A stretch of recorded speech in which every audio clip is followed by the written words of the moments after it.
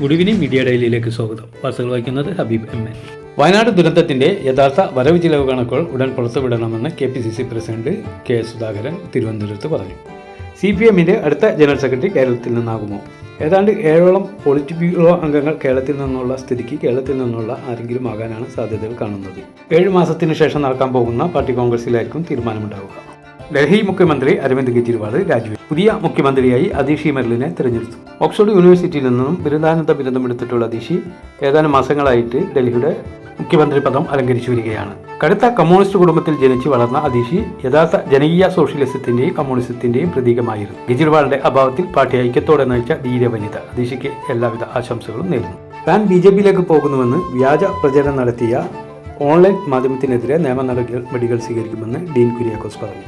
PV Anwar കുരക്കുകയേ ഉള്ളൂ, കടിക്കുകയില്ല, പരിഹസിച്ച് Ernakulam DCC president Muhammad Shiyas. VD സതീഷിന്റെയും ADGP അജിത് കുമാറിന്റെയും ഗുണ്ടയാണ് മുഹമ്മദ് ഷിയാസ് എന്ന് PV അൻവർ പറഞ്ഞു. താൻ 2 വെപ്പുകാലിന് ഓർഡർ കൊടുത്തിട്ടുണ്ടെന്നും അത് കിട്ടിയതിനു ശേഷം എറണാകുളത്തേക്ക് വരാമെന്നും അൻവർ പത്രസമ്മേളനത്തിൽ പറഞ്ഞു. കഴിഞ്ഞ ദിവസം ട്രെയിനിൽ നിന്ന് വീണ് പരിക്കേറ്റ യുവാവ് മരണപ്പെട്ടു. സുഹൃത്തുക്കളെ കാണാൻ പോകുന്നതിനിടെ ട്രെയിനിൽ നിന്ന് വീണ് പരിക്കേറ്റ യുവാവ് ഇടുക്കി കല്ലാർപാട്ടം കോളനിയിലെ തൂക്കുപാലം MG മന്ദിരത്തിൽ റിട്ടയർഡ് പോസ്റ്റ് മാസ്റ്റർ സുനിലിന്റെ മകൻ ദേവാനന്ദൻ ആണ്. 24 വയസ്സ്. സമ്പർക്ക പട്ടികയിലുള്ള ഒരാളടക്കം 49 പേർക്ക് പനി ബാധിച്ചതായിട്ടാണ് കാണാൻ പറ്റിയത്. തിരുവാലിയിൽ ഇന്നും സർവേ തുടരുന്നു. മദ്യ ലഹരിയിൽ കാർ ഓടിച്ച് സ്കൂട്ടർ യാത്രികരെ ഇടിച്ച് വീഴ്ത്തുകയും ദേഹത്തുകൂടി കാറ് കയറ്റി കൊലപ്പെടുത്തുകയും ചെയ്ത പ്രതികളെ 14 ദിവസത്തേക്ക് റിമാൻഡ് ചെയ്തു.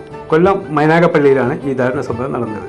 മദ്യലഹരിയിൽ കാർ ഓടിച്ച് അപകടം വരുത്തുകയും പിന്നീട് നിർത്താതെ പോവുകയും ചെയ്ത അജ്മലിനെയും ഡോക്ടർ ശ്രീകുട്ടിയെയുമാണ് പോലീസ് പിന്നീട് അറസ്റ്റ് ചെയ്ത് കോടതിയിൽ ഹാജരാക്കിയത്.